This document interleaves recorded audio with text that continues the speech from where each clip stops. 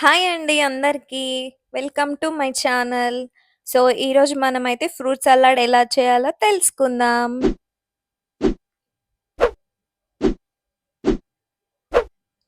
So, ముందుగా అయితే ఒక గ్లాస్ తీసుకొని దాంట్లో ఒక 2 table spoons of custard powder అయితే యాడ్ చేస్తున్నాను. సో, ఇప్పుడు కొంచెం కొంచెం వాటర్ పోస్తూ కొంచెం థిక్ కన్సిస్టెన్సీలో ఈ పౌడర్‌నయితే మిక్స్ చేసుకోవాలనమాట.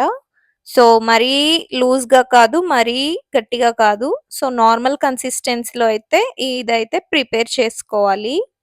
సో, నెక్స్ట్ అయితే మనం స్టవ్ వెలిగించేసి సిమ్‌లో పెట్టుకొని నేనైతే ఇక్కడ ఒక హాఫ్ లీటర్ మిల్క్ అయితే తీసుకున్నాను.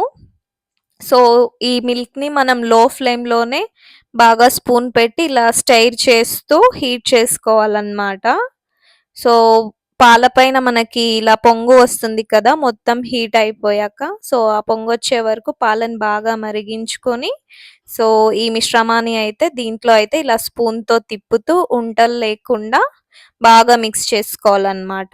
కొంచెం థిక్ కన్సిస్టెన్సీ వచ్చే వరకు ఒక 3-4 మినిట్స్ వరకు ఇలా స్టైర్ చేస్తూ మిల్క్‌నయితే ప్రిపేర్ చేసుకోవాలి. సో, ఇలా చూడండి ఇలా థిక్ కన్సిస్టెన్సీ అయితే రావాలి. సో, మీరింకా ఎక్కువ సేపు హీట్ చేస్తే ఇది మరీ గట్టిగా అయిపోతుంది. సో, ఈ కన్సిస్టెన్సీ వచ్చేలా చూసుకోండి. సో, ముందుగా అయితే నేనైతే బనానా, యాపిల్, పొమోగ్రానేట్ తీసుకొని చిన్న చిన్న స్లైడ్‌గా వీడియోలో చూపిస్తున్నట్టుగా అయితే కట్ చేసి పెట్టుకున్నాను. సో, ఇష్టం ఉన్న వాళ్ళు గ్రేప్స్ అండ్ పైనాపిల్ కూడా యూజ్ చేసుకోండి. నేనెందుకు యాడ్ చేయట్లేదంటే నేను 3-4 డేస్ అయితే ఫ్రిడ్జ్‌లో పెడతాను. సో, పుల్లగా అవ్వకుండా ఉండడానికైతే నేను స్కిప్ చేస్తున్నాను. సో, నెక్స్ట్ వచ్చేసి కండెన్స్డ్ మిల్క్ అండి. సో, ఇదొచ్చేసి 126 రూపీస్ అనమాట. సో, మీకు డీమార్ట్‌లో అయితే దొరుకుతుంది. సో, దీన్ని మనం టేస్ట్‌కి తగ్గట్టుగా ఇంతకు ముందుకు పాలు హీట్ చేసి పెట్టుకున్నాం కదా! సో, దాంట్లో అయితే యాడ్ చేసుకోవచ్చు. సో, కొంచెం స్వీట్ ఎక్కువ ఇష్టపడే వాళ్ళైతే ఒక 5-6 స్పూన్స్ యాడ్ చేస్తే హాఫ్ లీటర్ పాలకి సరిపోతుందండి. సో, మేమైతే నార్మల్ స్వీట్ తింటాం కాబట్టి సో, నేనిక్కడ 2-3 table spoons of condensed milk అయితే ఇలా మిక్స్ చేస్తున్నాను.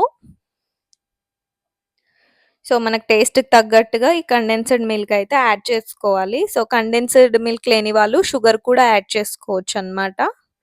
సో, నెక్స్ట్ వచ్చేసి ఇలా ఫ్రూట్స్ అయితే మిక్స్ చేస్తున్నాను స్టెప్ బై స్టెప్. సో, ఇవొచ్చేసి మనం ఇంక అన్నీ మిక్స్ చేసుకున్నాక ఒక ఫ్రిడ్జ్‌లో పెట్టేసి ఒక 2 అవర్స్ అలా లీవ్ చేసేయాలి. సో, కొంచెం ఇది కూల్‌గా ఉంటేనే బావుంటుందనమాట. హాట్‌గా ఉన్నప్పుడు కన్నా కూల్‌గా ఉంటేనే చాలా బావుంటుంది. సో, సమ్మర్‌లో అయితే పిల్లలకి ఇలా చేసి పెట్టండి. సో, ఫ్రూట్స్ ఇష్టం లేని వాళ్ళు ఇలా ప్రిపేర్ చేసుకొని తింటే హ్యాపీగా తినేస్తారు. Thanks for watching. Please subscribe my channel.